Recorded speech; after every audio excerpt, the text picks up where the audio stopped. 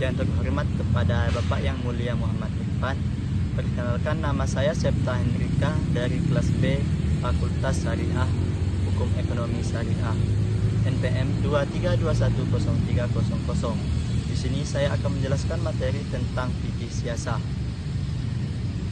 Fikih siasah adalah pengaturan urusan umat dan negara berdasarkan prinsip-prinsip syariat Islam. Dasar hukum fikih siasah dalam Al-Quran: keadilan, An-Nisa surah 458. Kedua, kedaulatan musyawarah, Asy-Syura 4238. Kesejahteraan, Hujarat 4913. Contoh fikih siasah di Indonesia dapat dilihat dari penerapan prinsip politik Islam dalam sistem pemerintahan yang diatur oleh UUD 1945 dan Pancasila. Siasah syariah di Indonesia merujuk pada penerapan prinsip-prinsip syariat Islam dalam sistem pemerintahan hukum. Beberapa contoh penerapan meliputi Undang-Undang Nomor 1/1974 tentang perwakilan pengatur aspek keluarga sesuai dengan nilai-nilai Islam. Undang-Undang Nomor 2/1989 tentang sistem pendidikan nasional, memfasilitasi pendidikan berbasis Islam. Bab 2. Sumber pendekatan dalam kajian fikih siasah. Dalam kajian siasah terdapat beberapa sumber pendekatan yang utama. Yang pertama, Al-Quran dan Sunnah merupakan sumber utama yang memberikan dasar hukum dan prinsip-prinsip syariah dalam pengelolaan urusan negara dan masyarakat. Sumber-sumber tertulis lainnya termasuk karya-karya ulama dan dokumen sejarah yang relevan dengan politik dan hukum Islam. Pandangan manusia dan lingkungan mengkomodisi kebiasaan masyarakat dan pengalaman masa lalu selama tidak bertentangan dengan syariat. Sejarah ketatanegaraan dan dalam Islam mencakup berbagai sistem yang berkembang sejak masa Nabi Muhammad hingga saat ini. Periode klasik abad ke-7 hingga ke-13, munculnya Piagam Madinah sebagai konsultasi pertama yang mengatur hubungan sosial dan politik di Madinah. Periode pertengahan abad ke-14 hingga ke-19, sistem pemerintahan mulai beralih dari teokrasi monarki absolut dengan mengaruh dinasti seperti Umayyah dan Abbasiyah. Periode modern abad ke-19 hingga sekarang, munculnya negara bangsa dan pemikiran politik modern seperti yang diwakili oleh Imam Khomeini, menekankan pentingnya nilai-nilai religius dalam pemerintahan. Ketatanegaraan Islam terus beradaptasi hingga konteks sosial dan politik yang berubah. Bab 4. Konsep penting dalam sejarah pemerintahan Islam meliputi kedaulatan Allah.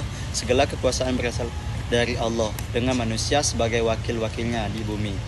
Khilafah memelihara agama dan mengatur dunia dengan pemimpin khalifah bertanggung jawab sebagai atas kesejahteraan masyarakat. Musyawarah, prinsip demokratis yang diterapkan oleh Nabi Muhammad dan para khalifah, mencakup keadilan, persamaan, dan kebebasan berpendapat. Struktur pemerintahan terdiri dari lembaga legislatif, eksekutif, dan yudikatif, mencerminkan sistem pemerintahan yang terorganisir. Bab 5. Siasah dusturiah adalah konsep politik ketatanegaraan dalam Islam yang mengatur perundang-undangan negara agar sejalan dengan nilai-nilai syariat. Ini mencakup pembahasan tentang hak-hak rakyat, kekuasaan dan negara, dan prinsip-prinsip dasar pemerintahan. Dasar-dasar hukum siasah dusturiah dalam Islam bersumber dari Al-Quran dan hadis. Al-Quran menekankan pentingnya pemerintahan dan pengaturan masyarakat, sedangkan hadis menjelaskan prinsip-prinsip kepemimpinan dan kebijakan Nabi Muhammad SAW. Contoh siasah dusturiah mencakup beberapa aspek pentingnya dalam pengaturan negara Islam, antara lain: 1. Imamah, pemimpin yang bertanggung jawab menjaga agama dan menerapkan hukum.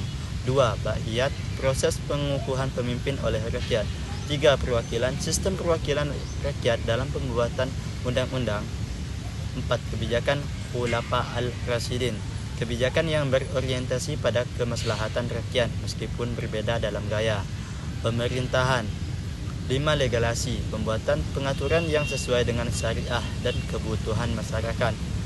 Bab 6.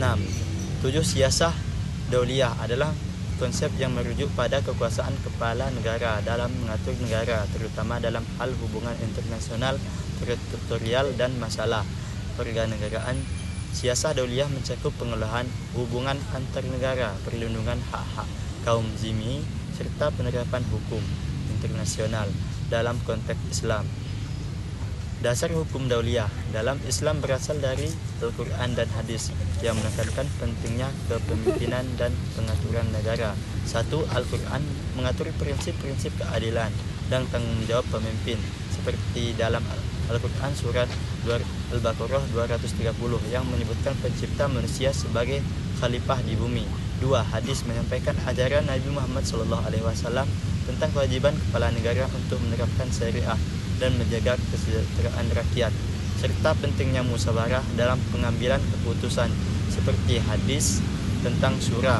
Contoh siasah dauliyah mencakup berbagai kebijakan dan tindakan diambil oleh negara dalam konteks hubungan internasional, antara lain 1. Kerjasama internasional.